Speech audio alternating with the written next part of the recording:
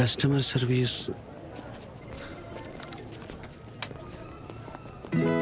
Madam, KYC அப்டேட்டுக்காக எனக்கு ஏன் திரும்ப திரும்ப மெசேஜ் வருது? என்ன பேங்கிங் சேவைகளுக்காக சரியான நேரத்துல கேவைசியை அப்டேட் பண்ணணும். அது எப்படி? உட்காருங்க, விவரமா சொல்றேன்.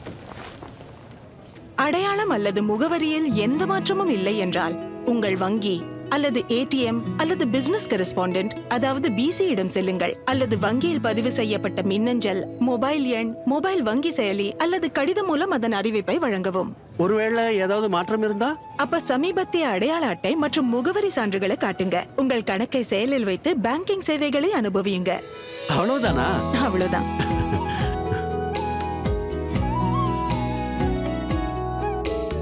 ஆர்பிஐ சொல்கிறது, விவரமா இருங்க, எச்சரிக்கையா இருங்க.